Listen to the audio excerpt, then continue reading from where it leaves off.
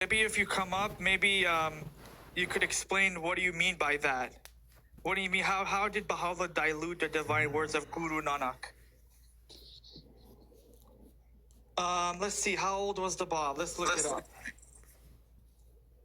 How old? One of the things about Baha'u'llah is like he never went to school. Right. Baha'u'llah didn't go to school. Right. But he came from a wealthy family, right? I thought he didn't go to the schools of the divines. Like, one of his things that he was saying is, his spiritual knowledge was innate. He didn't go to become a spiritual, like an Islamic scholar. So all of his understandings of all of the faith, all the writings of all the faiths and how they interact was all just innate. Okay, wait. Somebody asked to come up here. Let me get you up here. I want you to give me a second. Give me a second before we start this conversation. I just want to have the conversation. Okay. So this is the forecast for humanity. Okay. We've got God's love. Okay.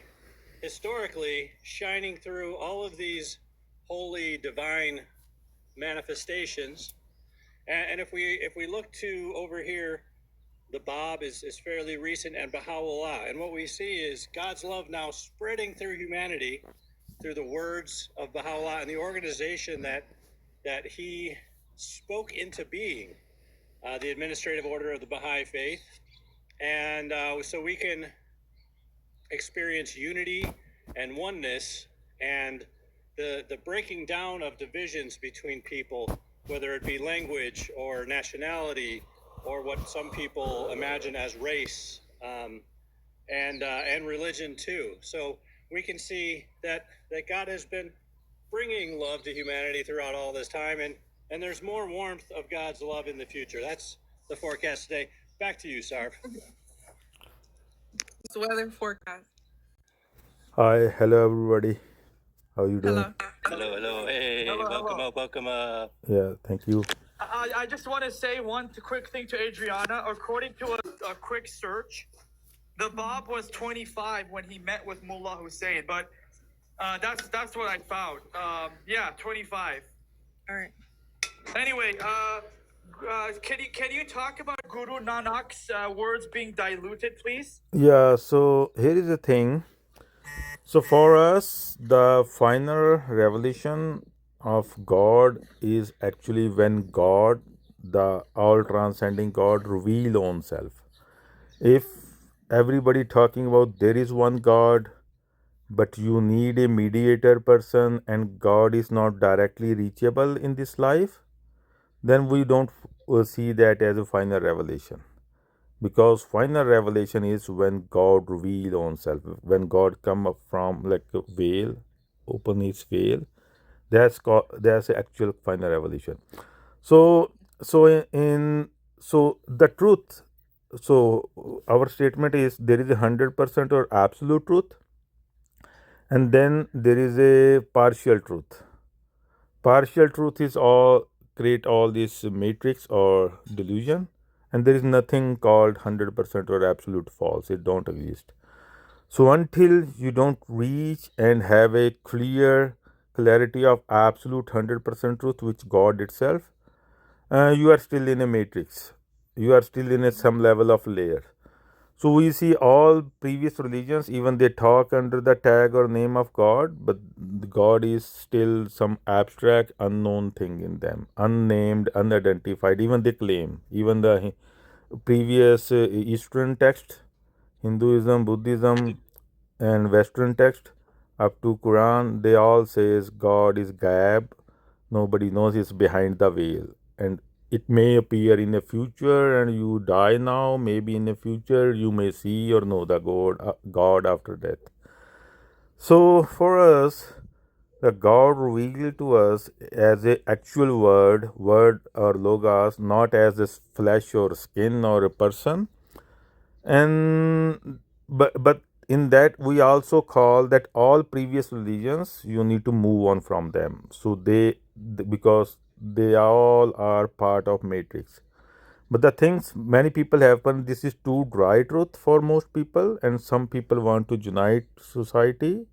So what they did, they created a hybrid version. They try to connect with all were the prophets, and I am a prophet, and it's again become like another division in the society. When we talk about different cultures, religions, languages, maybe Bab don't know, but Guru Nanak, he actually utter hymns in multiple languages. So in Guru Granth Sahib, you have all type of languages, and we don't claim one language is more divine than other. So for us, all languages are equal. They are just respective to their land. So, and same thing with the cultures, whether it's a color, whether it's a Hindu caste system. So, very strong statements against all these beliefs. So, all these social belief systems, political system, racial, we already dismissed them 500 years ago. Plus, our school don't have a person intermediary. You connect direct with the God in this life. So if somebody after that bringing another system or ideology or philosophy, and still you need another prophet, so it's actually going backwards. That's exactly what you guys are doing, though. Islam already kind of sits down on worshiping one God, and there's no. No, it's in Islam the God is unknown. And you can't reach or unite with the God in this life, in your Excuse me. current agree with life. everything. I agree with everything you're saying. Right, Sorry. not to cut your wisdom, brother. First of all, Ahmad, Ramadan Mubarak, my brother. How are you? Thank you, my brother. Assalamu alaikum. I'm beautiful. I'm good. Yeah. Alhamdulillah. Alhamdulillah. Okay, and so let me ask you. I don't know how to say this. I don't know how to say your name, but My name is Guryad, but this is infinity minus one. But my name is yeah, Guriat. yeah. Hey, Ahmad, you got to remember. You got to. Okay. Is he still here? You got to follow in the ways of the prophet. Please be nice. Okay. Is he gone? He's gone, I'm I right here, guess. bro. But Light of Baha is here now. Oh, light of Baha'i. yeah. Okay. We got- Okay. Master We got of a big Baha'i panel, faith we is gotta- here. The real prophet gotta- of Baha'i is here. Light of Baha'i here. Welcome in, bro. Hey, Ahmad, you got to chill, brother. Come on now. don't- Let's. Yeah, we Let's don't have chill any out here. clergy, so all we have is opinions, and then there's the truth. But Yeah. we share our opinions. Yeah, Perennialism. welcome, Prince and Ahmad. We got a lot of people on the panel, so if I moderate, it's just to kind of keep the conversation orderly, yeah. Well, So just to I let would you know, say that- I might moderate just a little Religion bit. is just an opinion attached to a construct. I would say that perennialism is not the whole truth, it's the fragments of truth. So it's fragmented truth rather than the actual whole truth itself. And Islam is the whole truth because the methodology it uses is the straight path, is the correct one, is the one that gets you closer to God, is the one that's most consistent. And all these faiths are basically trying to basically replicate exactly what Islam is doing, but they can't because it's been corrupted previously or after or Baha'i or whatever you want to call it. You want me to investigate your version of Islam? Go ahead. Okay. So first of all, there is one truth for God. This is not divine revelation. This is a common sense. Humans reached this common sense long ago. But what or who exactly is that one God or truth is, there is a gap. So everybody try what is that? So people say it's unidentified. So hiding behind the veil, or because when people try to find that truth, they end up with nothing. So they end up with the dark, like black, basically no empty space. So that's where even before Judaism, before Christianity, before even in Egyptians, there was sometimes some pharaohs bring some type of monotheism. So, but they always what you fit in that gap, the gap of that only one thing can be fit there. So people created their own version of God to fit there. Same thing with Islam. So Islam is actually even a diluted version of Judaism. Judaism may be a little better because they say that we don't know, there is only one God, but we have no idea, and they don't never some of their sect don't try to describe at all, but Islam still hang the God on the seventh arsh sky. And in Islam, the God is a creature, but because you haven't seen the God yet, that's why you are not allowed to talk about what's the form of God. But literally, there is a form of God which you will see on your judgment day. So you That's a cannot talk misconception. about God form because I you agree. don't know I yet. like what he said. That's a misconception, though. Yeah. It's kind of Okay. like So explain me your judgment day. Just give us the what will happen there. yeah. So it's kind of like how you are basically unified with nature, everything around you with humans. Everything is subconsciously the same at the same level, right? So if you think about it, everybody is God in the sense that God has No, manifested Himself through forms. I'm asking you. Yeah, can you describe the your judgment day Yes, I'm according? getting to the What point. will happen from beginning? Well, no, I'm not talking about doomsday. I'm talking about next day. Judgment day started already. So what's happening there? What do you mean? What happened? Are you talking about the form of God, like how He manifests Yeah, because into? even like in Islam, God do he do live somewhere. He do move in the night to the different earth, No, we lower don't believe skies. God's contained. He is a creature, but one of his kind. But yeah, so like if some animal is being extinct, we see on Discovery, this is the only specimen left of his kind, this species, and that's also one of his kind. Before that creature die, animal die and become extinct. So just one of his kind mean nothing. There are multiple animals before they get extinct. At the end, there is only one of his kind species left there.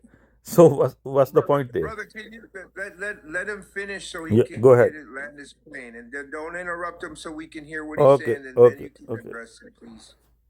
I just don't understand what brother's really trying to get at, because we don't believe God's literally on Judgment Day is going to be like his actual form. He's actually rather going to manifest into something that's going to make us understand what He is through the manifestation of His form. So it's kind of the same way where you look at nature, God is manifesting through nature, or when you look at another human being, God is manifesting through the subconscious level. So we don't think that obviously humans are God, right? We just think it's a manifestation of God. So it's not necessarily that Okay. He's there, but He's manifested through that. So you are saying God do have a form, but he will not appear in his original form, but manifested is another form in the another form. That's what you are Yeah, saying. so we can understand it from that Yeah. So perspective in God Judgment do Day. have form, but he will manifest in another form, so you guys can understand. So by this logics, Hindus are right too, because if God can manifest him in another form on Judgment Day, he can definitely manifest before.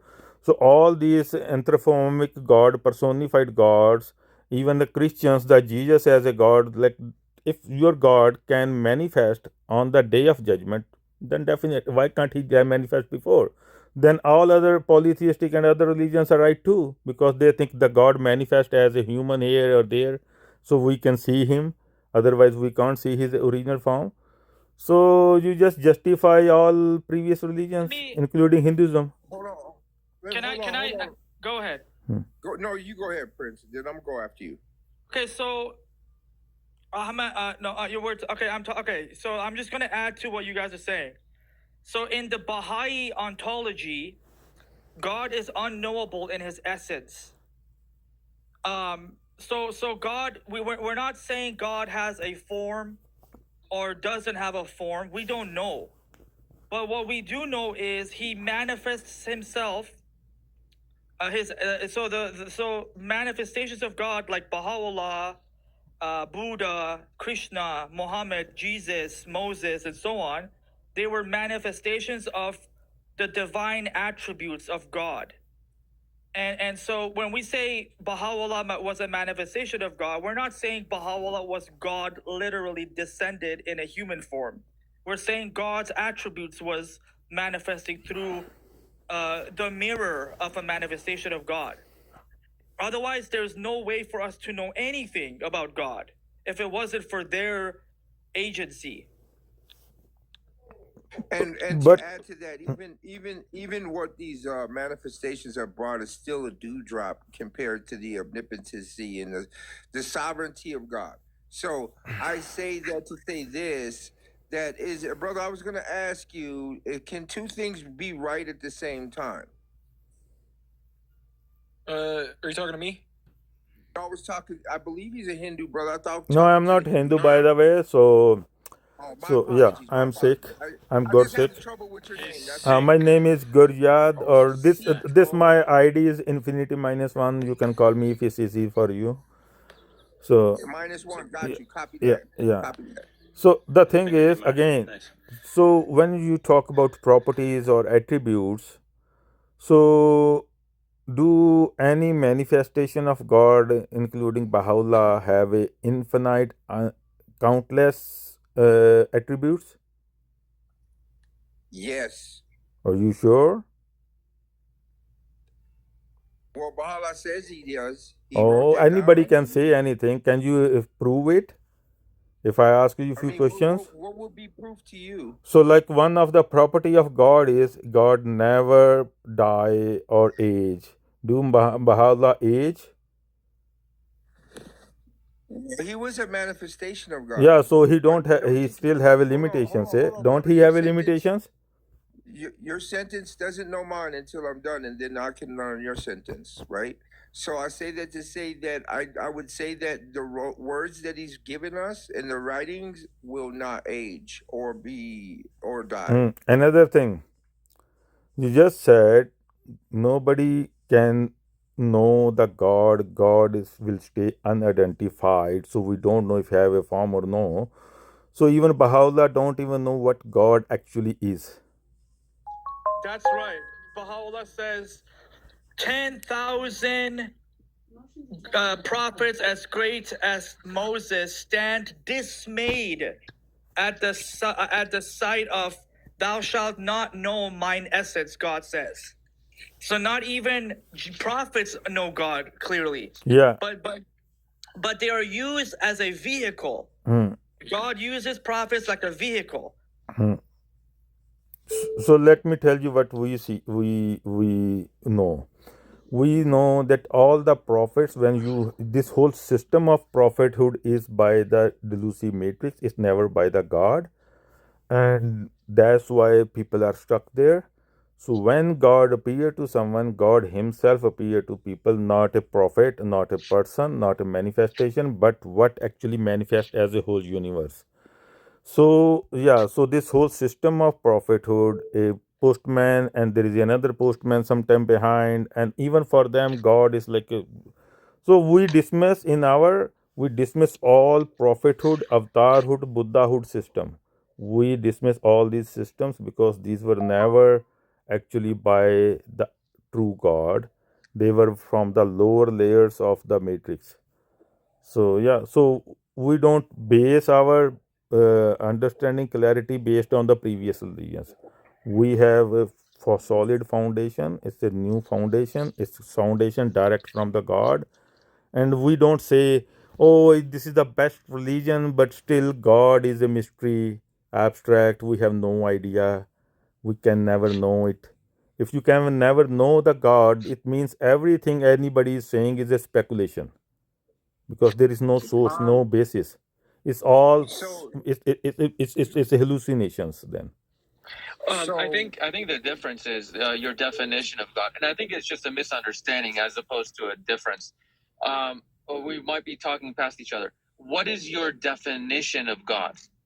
Oh, okay. So we don't tell right in open what God is, but I can tell you what conditions it will fulfill to people who we share, who or what exactly inherently God is, the essence is. So condition is fulfill is literally eternal, not by statement we can establish. It's literally all transcending, completely independent and non-dimensional. We do have his identity, and still it fulfills the condition that you cannot create a boundary line, but we can still have a very precise identity, not attributes, but the noun to whom all the attributes belong. So we don't just settle. Okay, let me finish. We don't just settle with the attributes, because attributes only exist when there is a existence or universe, or you guys say creation exists. When there is no creation, there is no attributes.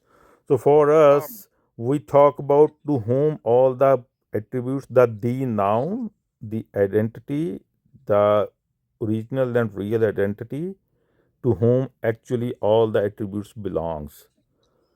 Wait. So wait. Listen. So when the brother Prince asked you what is God, and you I give a said we don't. definition. Hold on, bro. Let me finish, please. And you said we don't talk about this in the open. No, If for what reason let don't you me tell talk about it in the open? IDN. Let me. I still give a definition, but whose definition is it? That identity we don't reveal in publicly.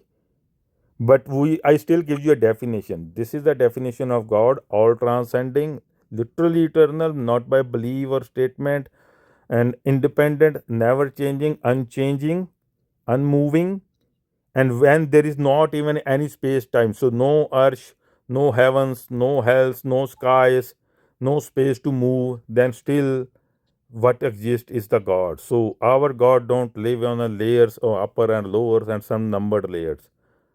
So yeah, Okay. so this Okay. is the Cool. definition. So listen. I definitely invite you to look at the Baha'i scriptures, because it does kind of sound like the same. I know. I definitely hear that you found your spiritual I don't know, for lack of a Baha'i better come, word. Baha'u'llah Hold come on, much later centuries. I'm not done, brother. I'm not Okay. done. You found where you find peace, and that is awesome. Mhm. And sometimes people are all right where they're all right, and as a Baha'i, I have to be all right where you are. So I love you for the sake of Allah, and yeah, I'm kinda done. Okay. So can I explain the first comment I write? So you guys know some stories is like still hidden, but some people know the Baha'u'llah, when he was contained on the banks of Tigris by the state, he found some tablets there. Anyone of you guys know that part of his life? No. I don't really think I know about that, because Baha'u'llah pretty much wrote what his story down on himself. I don't No, think that yeah, he no, was. no. Before that, okay, he was already in the deep seeking. But he wasn't a normal. He was a thinker. So there he found some tablets on the Tigris. If you dig deeper, I know they are not available easily within even Baha'i faith. But if you dig deeper within Baha'i faith, you will find some references. So what happened there? I've never heard of that. Yeah. So I told you, you need to dig much deeper. Even you are part of Baha'i faith. So Well, you will find I've references read the there. Baha'i writings in Arabic and Persian directly. I've never heard that. Yeah. So maybe tell me, even after a year, you still can't find it, and you tried it. Wait, brother, are you Sikh? Yeah, I am a God Sikh. Oh, okay. Yeah. Cool. So what happened, because Baha'u'llah was coming from Shiite, so he thought, because those writings, because Guru Nanak stayed in Baghdad for like long time, and he created a congregation Oh, there. are you referring to the hidden book of Fatimah? Yeah, that's what I'm talking. So let me Oh finish. yeah, the hidden book of Yeah, Fatimah so is let me another name for let the me hidden finish let words me of finish Baha'u'llah. let me finish. So what happened? So because it talk about no race, all no divisions, we all are same, humanity. So because he have the conditioning of Shia religion, so he thought this is the revelation appeared to Fatima.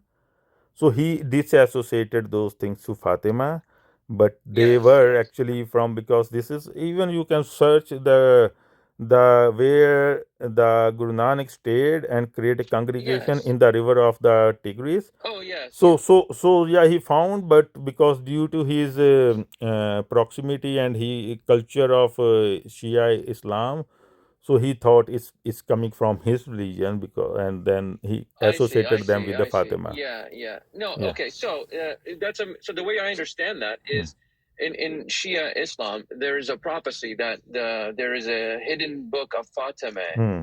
that will be found in the future. Hmm. It's a Shia tradition. Hmm. And Baha'u'llah basically says that the hidden words are a fulfillment Hmm.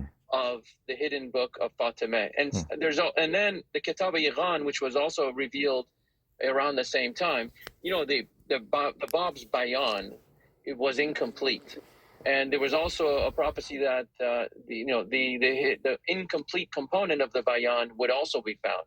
And that's what the Kitab-i-Iran fulfills the completion of the bayan, and the hidden words fulfills the finding or completion of the book of Fatimah. That's really that's Yeah, my so understanding of it. let me explain you how it works.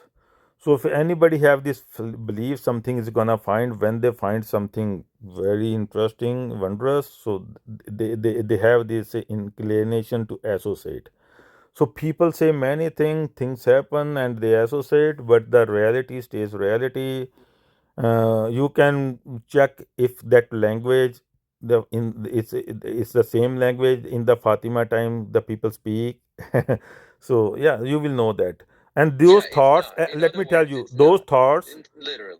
those thoughts, it's not exactly you will find in Guru Nanak's hymns like couple of centuries ago, because Guru Nanak was born in 1469, 70, and then yeah, so everything Bob said is more refined and precise, written already in with more precision and more refinement already existed. It already existed in the Sikh scripture, right? Yeah. Yes. No, that's fine. No, that's your right to believe in that, and I No, don't want it's a to literal language. It's not a lost language. So people, we still speak same language. So Yes. yeah. No, good, very good. No, I very much But love the I'm not Sikh. I'm not here for divisions. I'm just saying like I why I'm here, because the problem is we, if for truth you don't need to validate it, you don't need to associate it with the prophets and chain of prophets. This can be a politically correct strategy to bring a bigger people, but if you are talking about truth, uh, complete truth revelation, you shouldn't associate with the previous and other people. You stick to the final absolute truth. So this is where he have his cultural upbringing I've been listening. kicked in. I've been listening, and Yeah. I can say as a person listening and observing, I like this because you're having an exchange of ideas, and I like what makes Baha'i appealing. It made it appealing to me, at least back in the 1990s. Was that I saw people from different places around the world, different religions even, sitting down together, and they weren't arguing about who was better, but they were always looking for ways to connect and looking for the connection. So I like this. This is good, and I'm learning a lot of history, things I didn't know. So it's very good And conversation here. so like I want to add in you said very nice thing. So when we associate prophets or avatars, so you cannot stop this who is good or who is higher. So when we take all these mediators out and we talk about like let's hope for, if God can do anything, why there is a condition or limit on God cannot reveal his own original essence or real identity. Definitely God don't have a limitation. Right. So we should seek for that. And the original God, the own identity of the God is that connecting link which can unite the society. But if we bring a person from past, they will still create a divisions no matter what you do, because you are talking. And when somebody is live in the past, different people have different understanding of them, different stories about them, and different stories will create different clubs, and then again new split and new divisions will happen. So only the God can unite us, but for that we need to exactly -1. know what is God. -1. Not Yeah, to cut you I off. want to break in just for a moment. Yeah, good. Thank you. Yeah, actually, the Sikh faith is I don't know if you call it a faith. Just on the world stage, it's a world religion. But yeah, the Sikh religion is one that's extremely interesting to me. I met some Sikhs when I was in Yuba City, I was at a bar watching the women's soccer at the Olympics. It was a great time to just hear about the history of the Sikhs as a people, and I've been interested in ever since.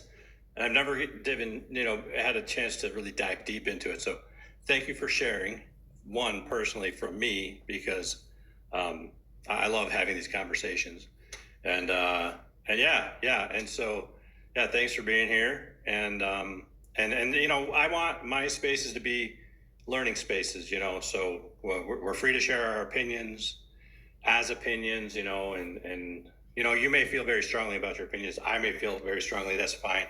But I love to create, spaces where we can have these respectful conversations. And so thank you for that. I'll bring it back to IDK Cafe. You had a question.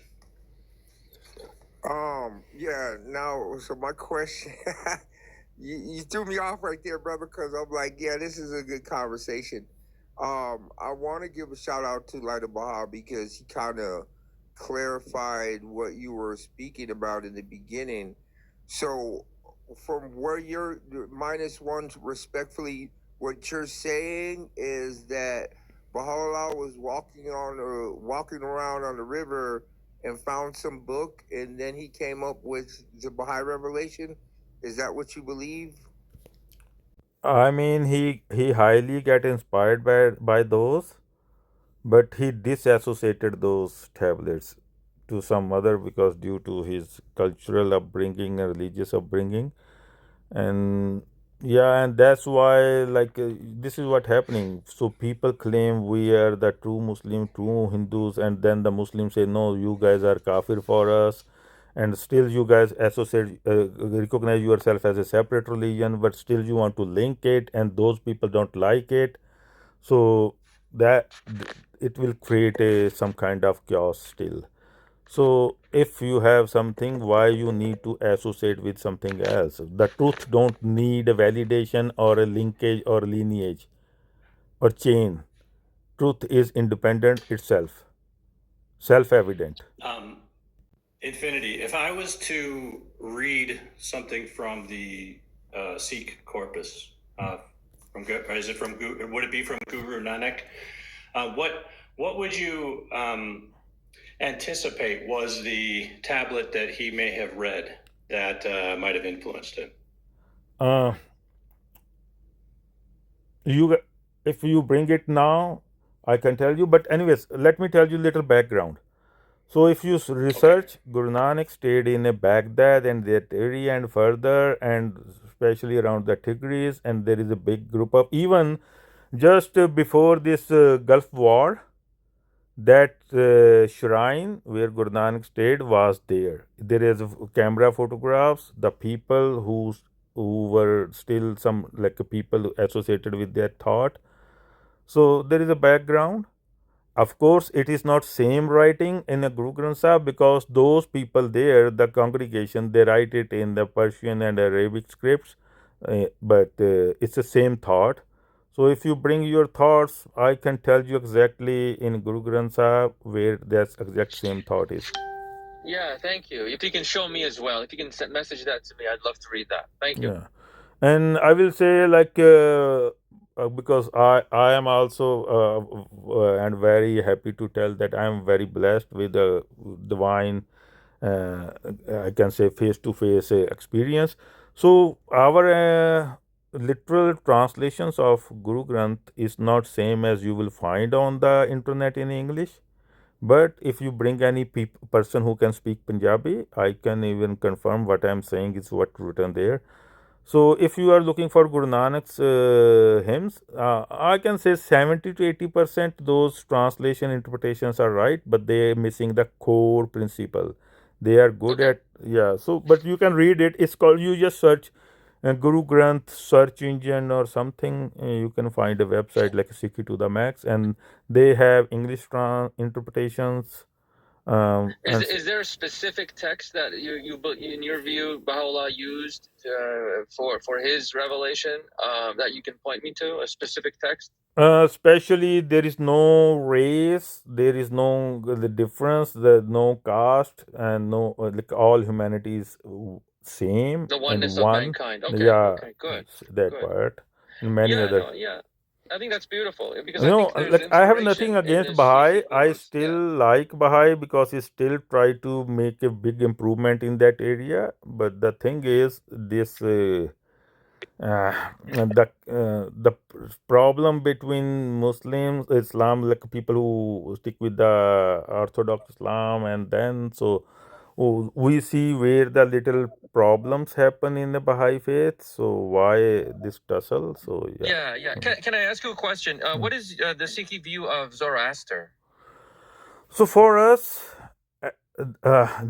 within this play of world, by every time, whenever the time came, God's whatever is supposed to revealed is revealed. So until the final absolute truth, the God itself is not revealed. It's all revelations are from the different layers between this whole big multi-layer matrix. So they are Okay. never from the top, the pure truth, but from the lower, and every layer is have some truth. Because I Okay. told you there is a absolute truth, and there is a fractional truth, and there is no absolute false. Nothing is absolute false. So when I say partial truth, it all have a little bit 20%, 40%, 80% divine truth, but the gap it left, the 40% gap, is from where the deception come, and that deception is hallucinate people, and that's what we call the Maya. The Maya means the delusive multi-layer matrix. And the matrix Maya is also formless. It affect our thought pattern. It's just it do two things. At one angle it enchant us, and from other angle it create a fear. So it's like it's hunt us, like if push it in one direction, and pull from one direction, attraction and fear, and then we get trapped in this different dimensions of this invisible matrix. So so sorry, what you ask? And one last question is Rumi. What is your view? What is the Sikh view of Jalaluddin Rumi? Oh, so yeah, so the Sufism, we see it very positive in the light that they were pretty very critical of orthodox religions. So they were understanding the problems in existing thoughts, and they have the proposition, if there is a God or truth, it should be like this, not like what we were told or what is written the kitabs or books before. So they were like of kind of come to the square one from those paths which they realize is not the right path actually.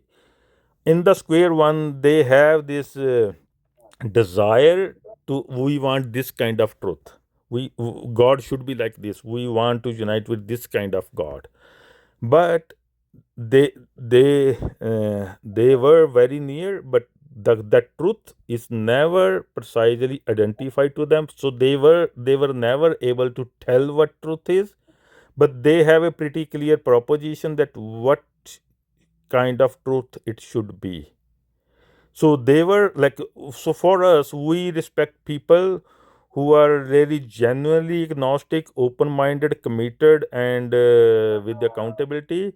So because those are the best candidate for the path of the truth. The people who are on the square one, who looking for the best and complete path, or with the complete truth, with the revealed destiny. So yeah, Rumi was one of them. He was very staunch Orthodox Mulana in his young age, and because he have a very sharp brain. But later on his age, I love it. Yeah. yeah. So even I don't know, this thing is hidden, but it you will find it later in his age. He even said that burn the kitab book because it wasted big time chunk of my life. So before it was very orthodox, staunch Muslims, young, because he was a smart person. But later he realized what he is preaching people is don't make complete sense. So he come to the square one, And yeah, Hmm. so for us, yeah, we love and we respect these people who at least even they can't tell precisely what the truth or right path is. At least they can tell what is wrong, and they can tell what it should be. The what truth should be. So they create a hope in people Okay. to move forward. Sorry, my Now, English is my third or fourth language, so I'm not good in English. So No, I you're understood. very well spoken in English. Yeah, don't underestimate yourself. I'm sorry, your English is better than any other language I don't know. True, right? So just to make sure I got the timeline right, because my understanding is Baha'u'llah was born in Nur in Iran, in Persia at the time. And then he spent time in Tehran, or Shiraz, but then he didn't make his way to Iraq until later. So are you saying that the Bab found some of the writings, the Sikh writings, when he was in Iraq? I'm trying to put that. No, I timeline guess it together. was Baha'u'llah who was contained in the banks of Tigris by the state.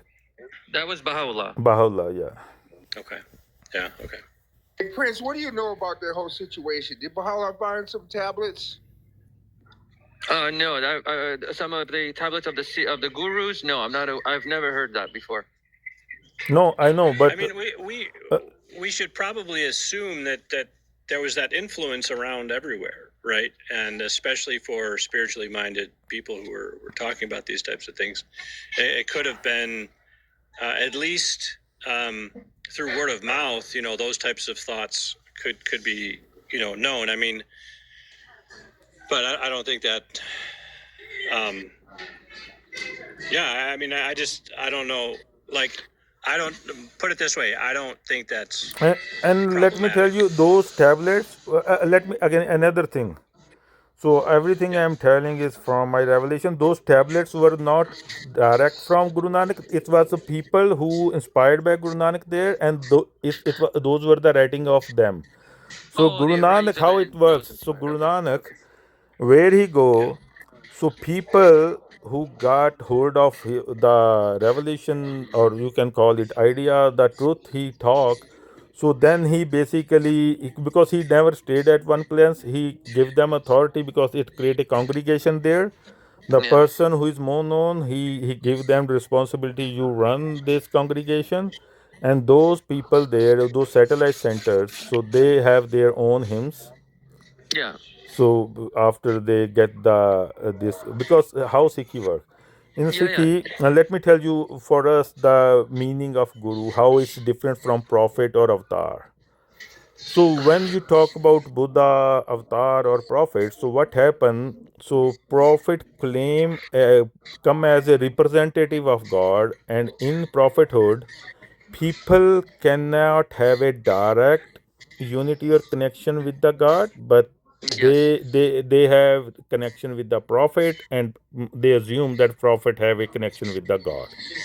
Yes. So yeah, so same thing in a Hindu avatar. So they say God, we don't know, nobody can reach or talk to the What God. is the Sikh view of So that? I'm Can telling you, you so explain? the word guru is how it's different from prophethood or avatarhood.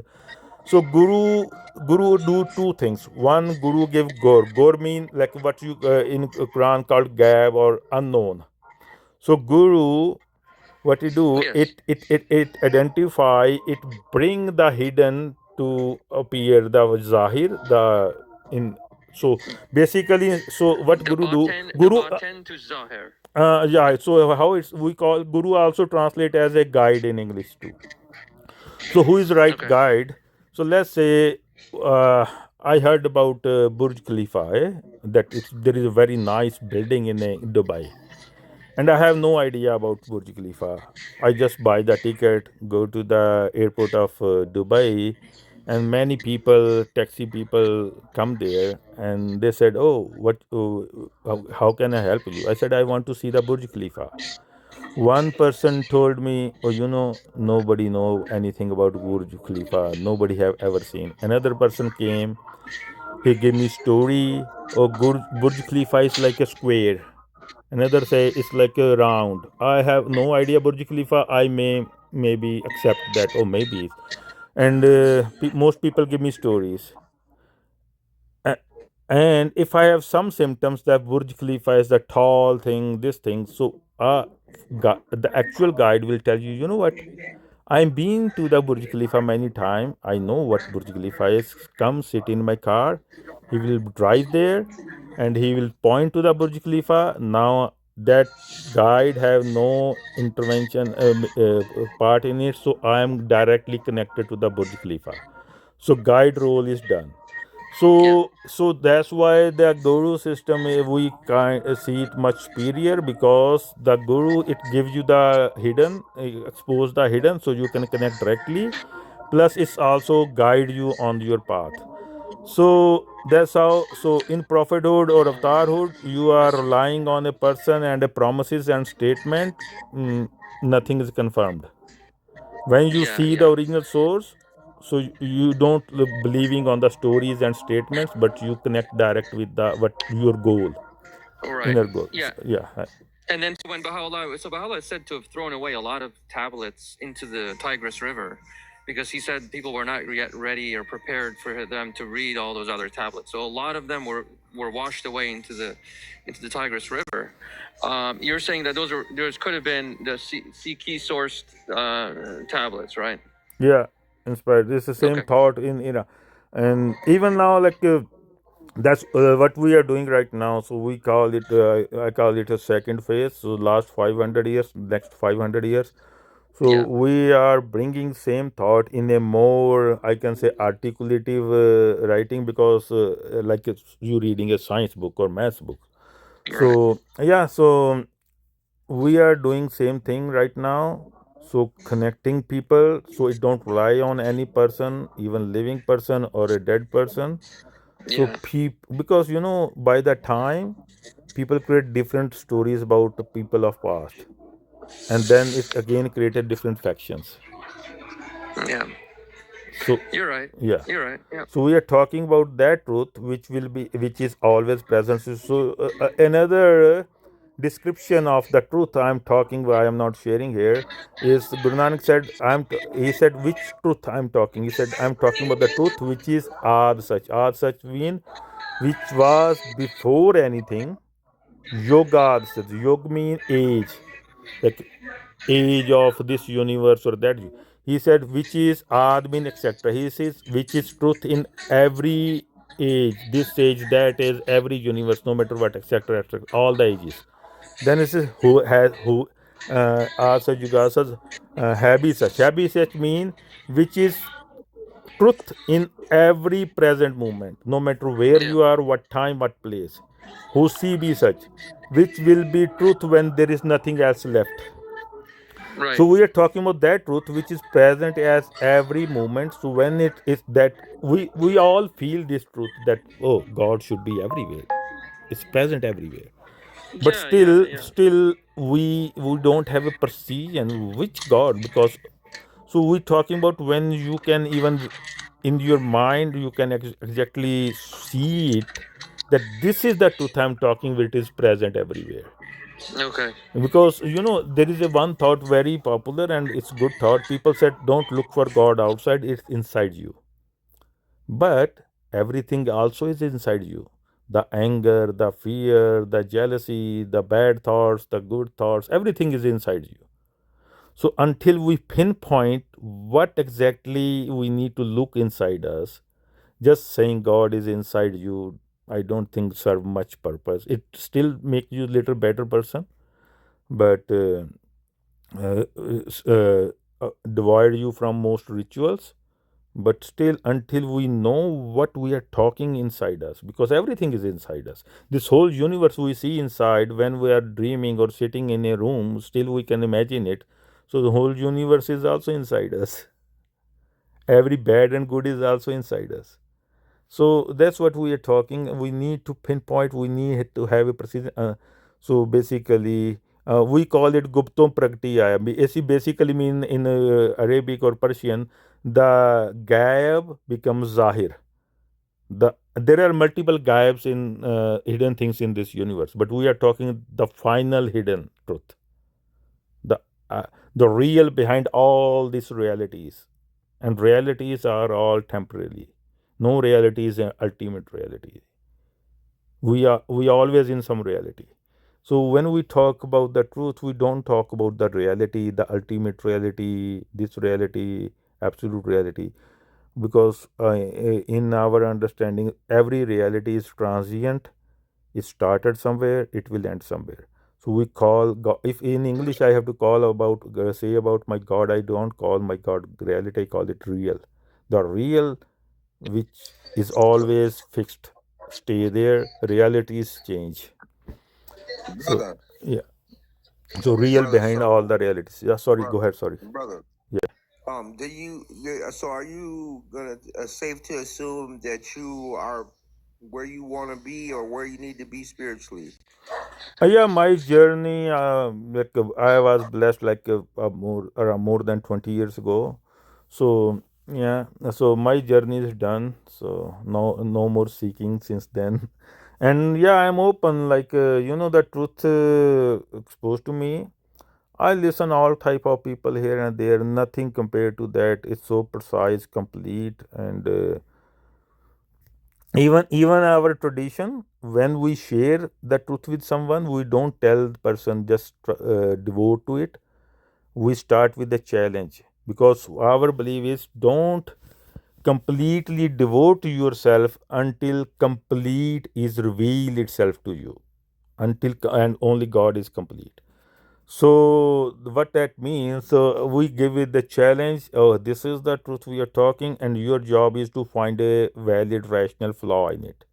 If you find any rational flaw and actually it is a real valid flaw, so first off thing, I will start, even you don't know the truth, I will again start seeking in your supervision, because you find that flaw which I was not able to find. But if there is no flaw, it's really flawless, and it's still a definite truth, then any genuine person will not back up. So we said when the sorry. So you're saying that your knowledge or your connection with God or your understanding is complete? Yeah. But you said also that God is eternal and infinite, so how can it be complete? Oh, I never said infinite. I said eternal and Oh, all okay. transcending. In the clarity God gave me, infinite is the potential of the God, not God is infinite. The potential is this matrix, the whole universe, all these dimensions. These are coming, projecting out of the potential of the. So when we talk about God, we don't call infinity a God. We say infinity or infinite is the potential of the God. God itself is not So God's infinite, because potential when is sorry, yeah, go ahead. God's potential is infinite, Yeah, because and your understanding of Him is complete. yeah. So let me tell you, the what is God. So let me tell you. So let me use the we. I don't use this term creator and creation because they are little illogical. But let's use these terms. So what our claim is, the creator, or I use the originator, have leave no mystery with us. The creation or the origination, that is out of his potential, and we can never know the whole universe, because if we know today whole universe, let's say tomorrow it will change. So when this is infinite, because when we use this another thing is they different from all religions in a Sikhi. In every religion, every heaven or even God, they never actually understand the biggest matrix is not this world. The biggest matrix is the time itself, or space itself, space time. So in previous religions, all the gods, they still live in some dimension, some space time. So in Sikhi, so Guru Nanak introduced new word. It's called Akal. Kal mean time or space time. A is antonym. So is when there is no space time, then what? So God we are talking about when there is no space time. So infinity is only happen when there is a scope of movement. So when there is some kind of space. When there is no space, you can't even use word infinity anymore there, because there is nothing. You can travel which will never end, you try to explore which will never finish, because there is only God. So So you have a complete understanding of something that is outside of space time. yeah, Okay.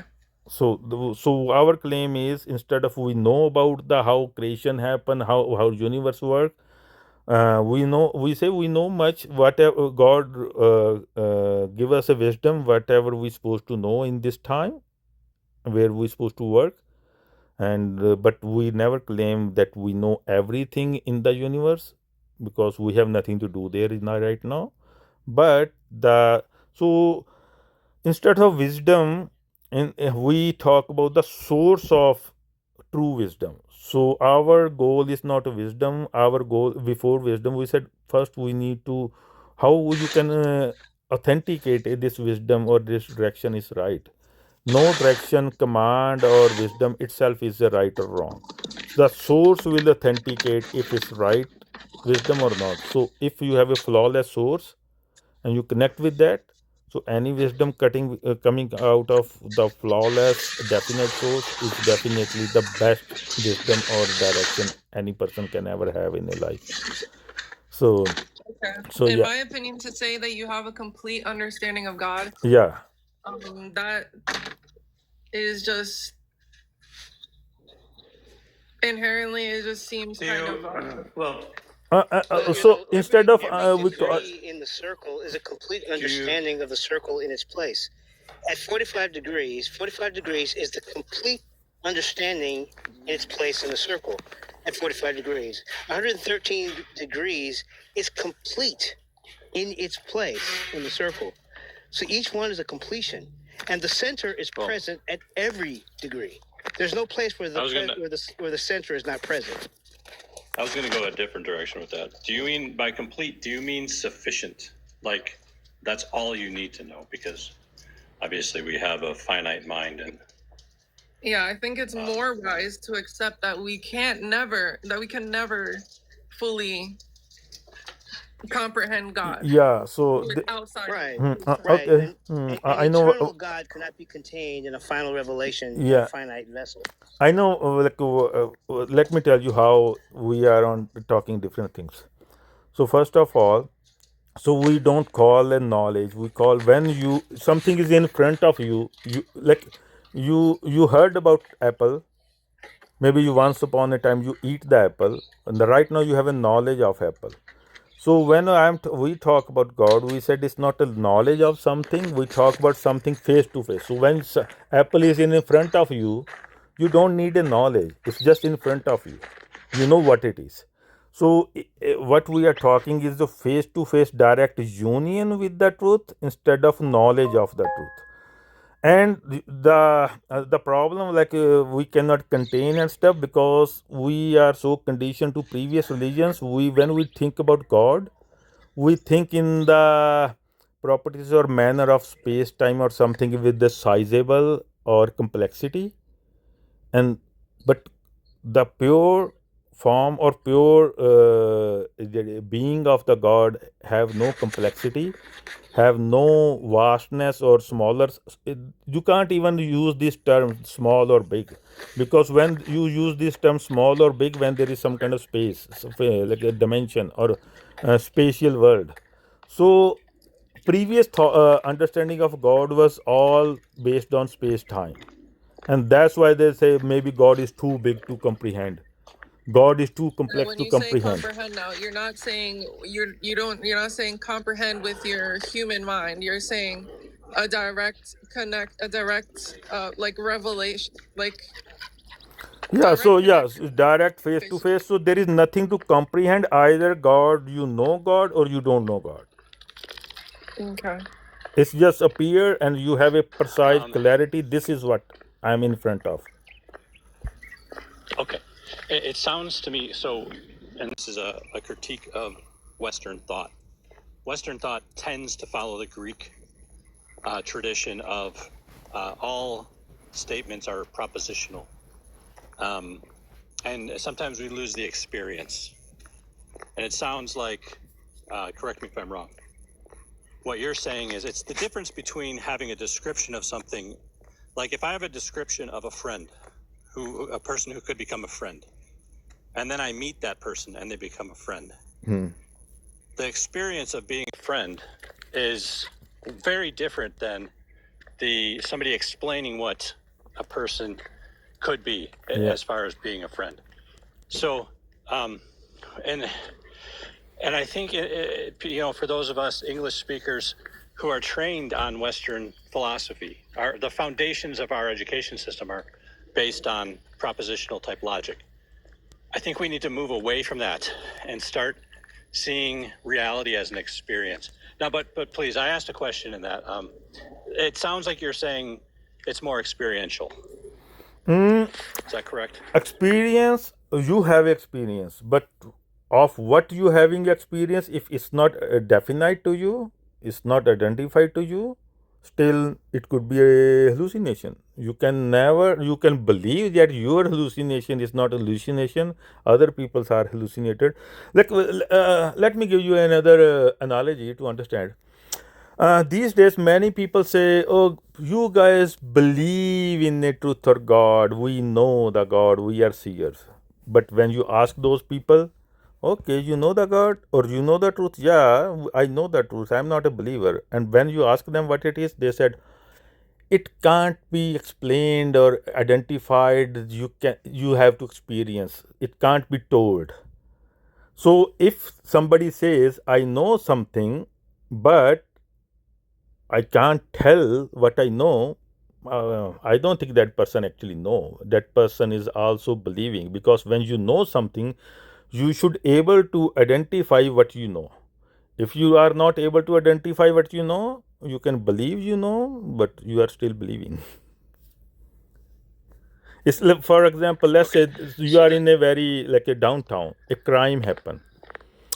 Police just close that area and all people are there, and one person said, "I see the who stabbed the person. I know who stabbed the person." And then they said, "All persons are there. Can you identify who stabbed the?" He said, "No, I cannot identify, but I know who stabbed." No, of course you don't know. If you know, you should be able to identify what you know, whom you talking about. Okay. So yeah. Okay. So it's not propositional and it's not experiential necessarily.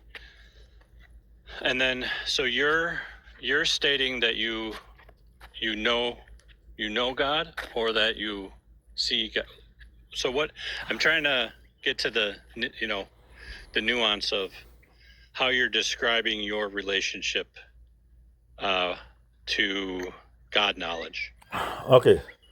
So no, when you connect with the God, so unite with the God. So knowledge is not of the God. It gives you the knowledge of the this matrix, the hidden matrix which affect people mind. So what we call, so let me tell you, many of people, you may have this word Maya, because it's very Indic word many people use. But some people call money a Maya. That some people call this physical world a Maya, mean delusion or illusion. Yeah.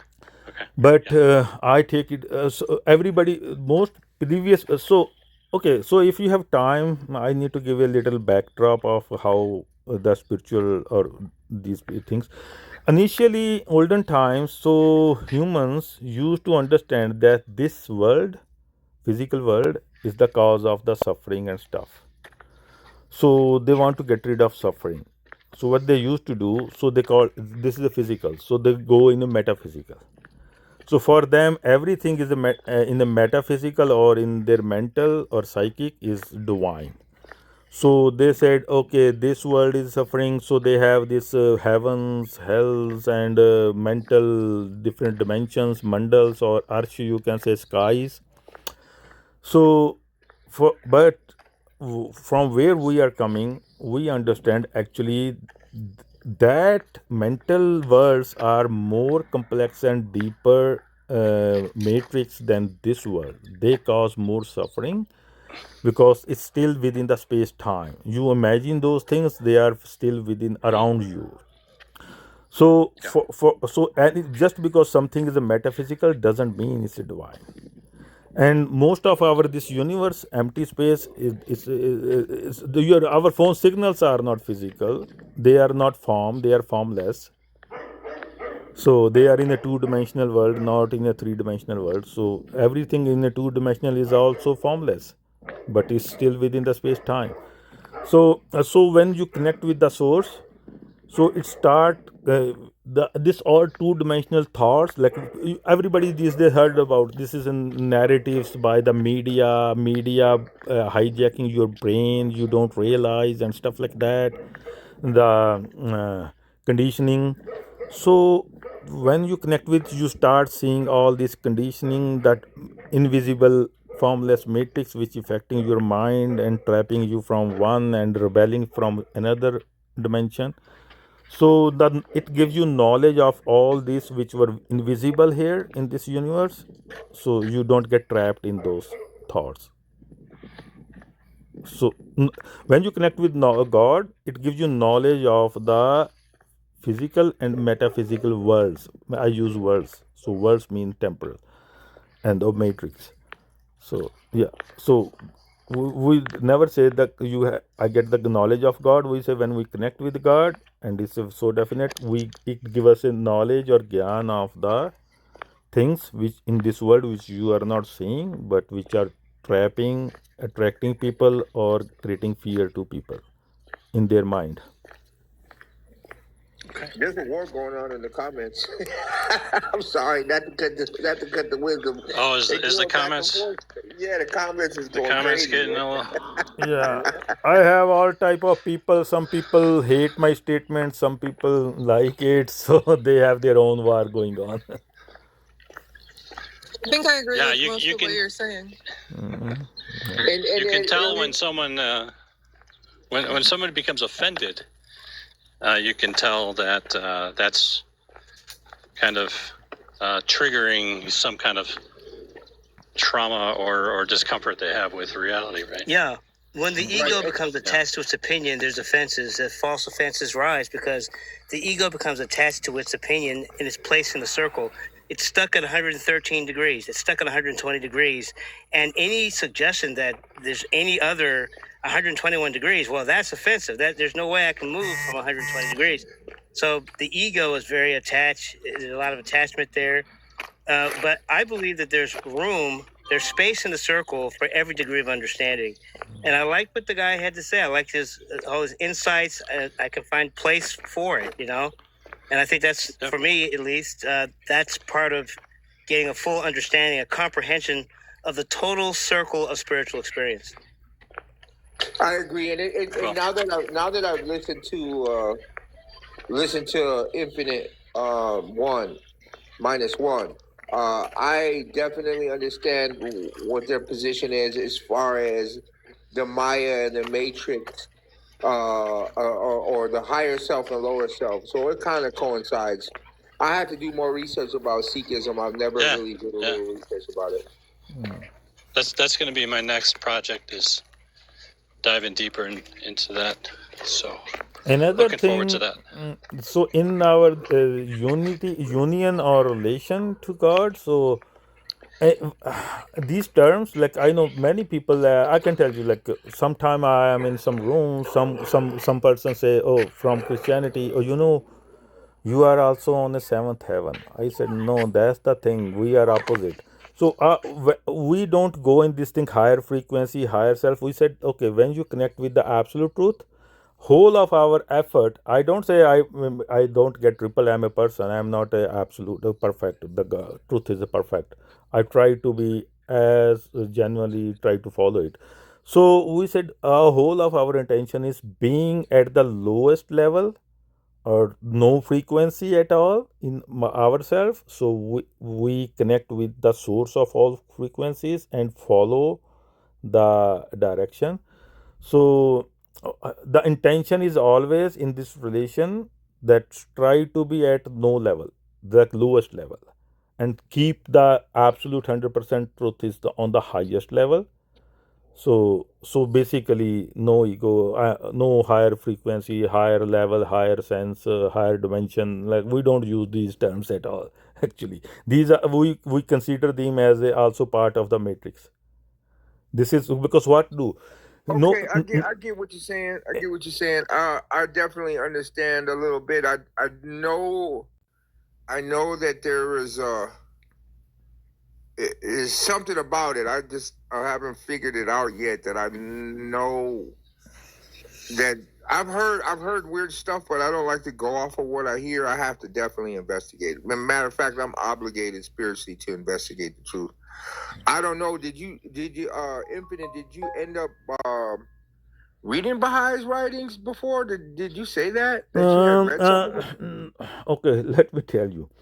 So what I was talking about in my early age, of course, I was in a very like semi-urban area in Punjab, like a developing country.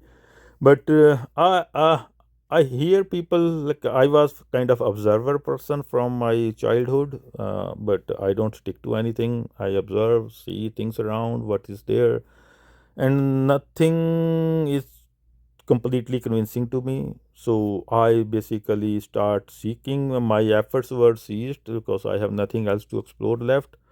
And then I was just in, you can say, pray mode or seeking or hopeful mode. And then a day come and instant, not even any time. So whole puzzle just rearranged. And so in that my journey of my awareness to connect with and it traveled through whole, you can say, space time and everything, and then connect with the source, and then when I descend back, so it give me whole picture of these things around different religions, past of human history and stuff like that. So later on in my age, things start coming, like I come abroad now. Right now I'm mostly in Canada and sometime in the US. So uh, I had the experience, understanding of all things, but later even facts come to me, references, and they actually verify the all the experience I have is valid. So this Buddy, my later sincerest I get to apologies. know. Oh, sorry. I got a call, and apparently I had to check because one of my children wasn't feeling well today. I needed to make sure it wasn't the nurse leaving a message. So, but let me see if everybody wants to come back up, and then we can finish this up. There we go. Everybody get back in here. So sorry about that. Oh, it happens. Like when you go away screen, it crash. It happened with me too. Hey, My apologies. Baha'i Sarv, what do you know about Sikhism, Baha'i Sarv? I have no knowledge. Hey, so you're like me. I don't know too much about it. I know that they're very reverent. They don't like to show their hair. They think that is disrespectful to the God, they say. No, Right. no. Again, so the hair thing have nothing to do with the God. It's basically our culture and our own commitment from ourselves. So these kind of stuff, there is no divine revelation which tells you wear like these clothes and stuff. So those are our cultural traditions plus our own commitment. So God don't ask you for any commitment. It's a person who choose. Okay, I can't. If I give you money or flower, everything is yours. So we believe even our body is his own thing, his property, this hair. So we just have this commitment that you give us a hair, so we try to keep them neat and clean. We won't cut them, but we comb them. If some hairs come while combing, we don't like get sad about it, and we try to maintain it as a token of appreciation from ourselves. It's not God commanded us to keep hair. It's our way of showing our thankfulness and gratitude. Okay, interesting. Like I say, I don't know much about it. Yeah. But brother, I think I'm gonna sit up here and go ahead and chill out. I gotta go get some supplies for the painting job I'm working on. Wait a minute. You know I'm about to call you, man. All right. Well, I can talk. I just can't host a live right now. But yeah, hey, Infinite, thanks for coming up, and everybody else, thanks for participating. Hey, follow along for more insightful, respectful live streams. I like to host, keep them like this. This is exactly what I like to do. As much as I want people to know about the oneness of humanity in the way that I see it, I'm also just I want to hear everybody else. So we can do that. Thank you. Respect to everybody. Respect to humanity. All right, Thank y'all. you. Thank you. Have a nice one. Thank you. See you guys. Yeah. Nice to meet you. Thank you. See you guys. Nice to meet you, Infinity. All right. Take care, everybody. Allahu Akbar.